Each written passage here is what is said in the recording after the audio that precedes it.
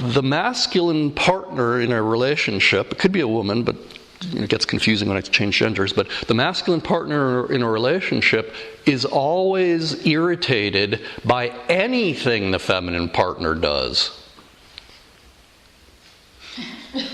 I mean anything. I mean that absolutely. I mean, you could walk into the room. So some guy's sitting there watching TV in nothingness, and you walk in all happy, thinking he's going to be happy to see you because you love him. And inside of him, I'm a man. I'm telling you what it feels like. It's like this.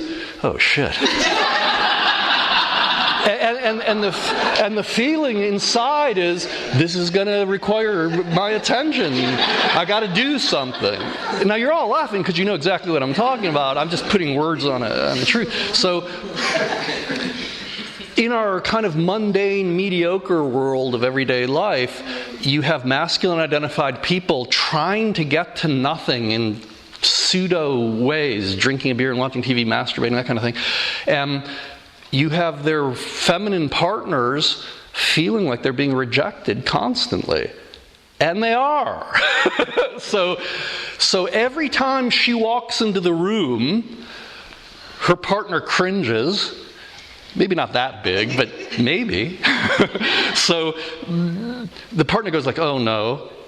And that's the person they love the most on earth. Right, men? I mean, I'm not describing someone you hate. I'm describing someone you love. So what I'm describing is that the woman I've chosen to spend my life, I'm speaking as all men here, the woman I've chosen to spend my life with, the woman of my dreams, the woman I'd give my life for, the woman I dream of her night and day, let's say, she walks into the room and the first thing I feel is, oh no, like what do I have to do now?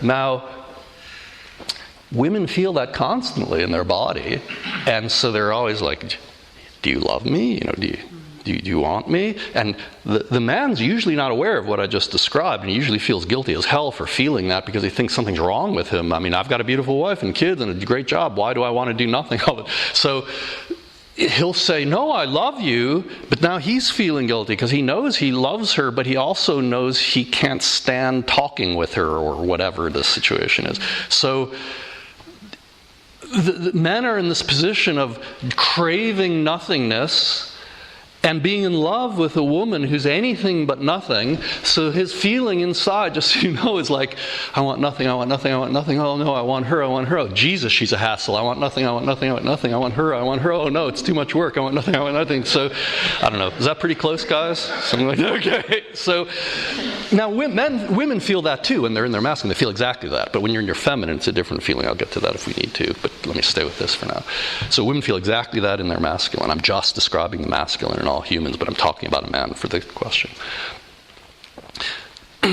So the masculine human is going around wishing they didn't have to do anything. It doesn't mean they won't do anything. They just wish they didn't have to. So the feeling is like, I don't want to have to do anything. I might end up doing something, but you don't want... It's the demand to do something that makes the masculine feel life's not worth living, because all the masculine wants to do is be what they are, which is nothing. Non-motion, non-thinking, deep sleep, bliss.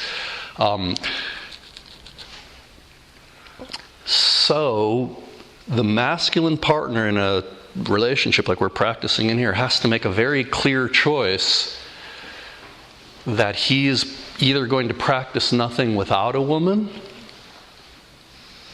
or he's going to practice nothing with a woman.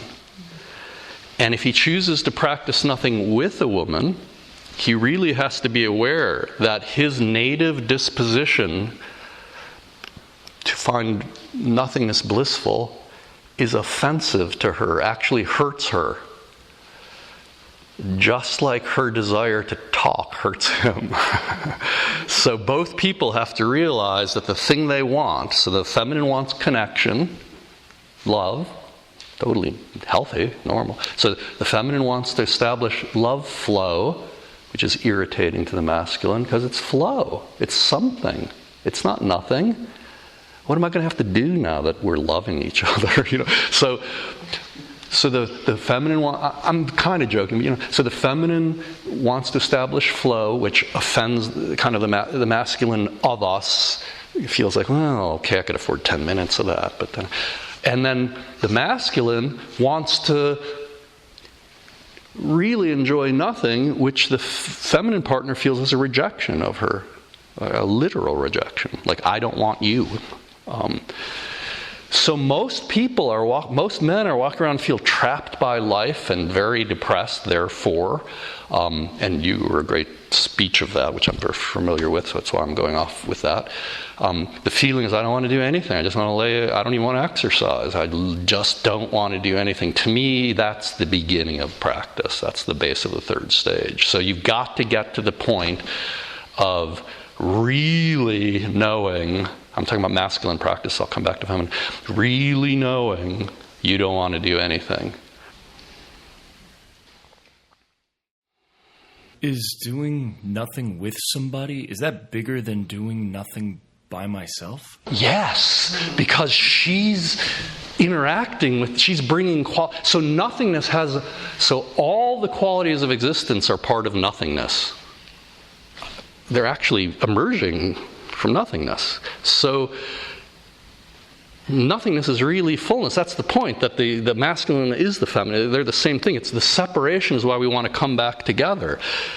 The whole point of sex, the thing that we're doing with our bodies, is we're trying to press fullness and emptiness together. We're trying to interpenetrate our bodies because that's the nature of this moment's experience. Right now, your consciousness and the field of experience are interpenetrated, so you notice it, you're feeling it. That's experience. These are very difficult things to put words on.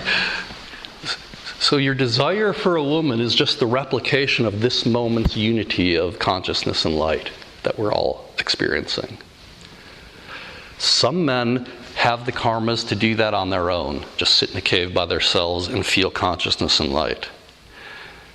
And I have a lot of that. I spend a lot of time doing that. But for whatever karmic reasons, I was really driven to allow that same thing to happen through two bodies. So my consciousness can recognize this light. That's masculine, feminine practice within my body. But I can also relinquish my own light, enjoy the radiance of my partner. She could relinquish her conscious control of things, enjoy if I'm practicing, my perfect presence with her. And then that's a whole nother level of practice. We could go into areas we could never go into on our own. And I'm not just saying that, like I said, the traditions have all shown that the last steps of practice is always a kind of sexual unity. It's not just about sex, it's about everything we're doing here. It's not the genital part, it's the whole feeling openness part.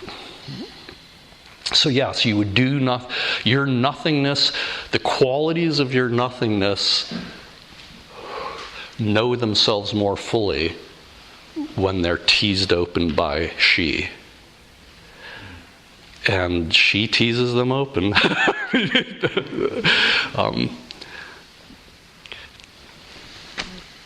It's something you just have to find for yourself. Be nothing, as you are.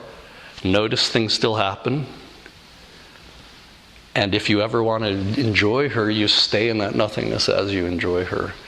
But you don't have to. You're free of that. So another way of saying it is never interact with a woman unless you really want to, or she'll feel your resentment.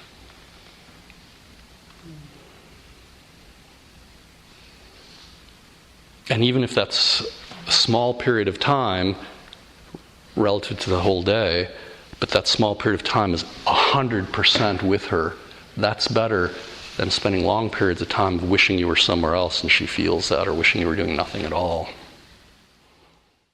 Production copyright and copyright 2016 by David Deida. For more information about books, talks, or workshops with David Deida, visit www.deida.info. That's www.deida.info.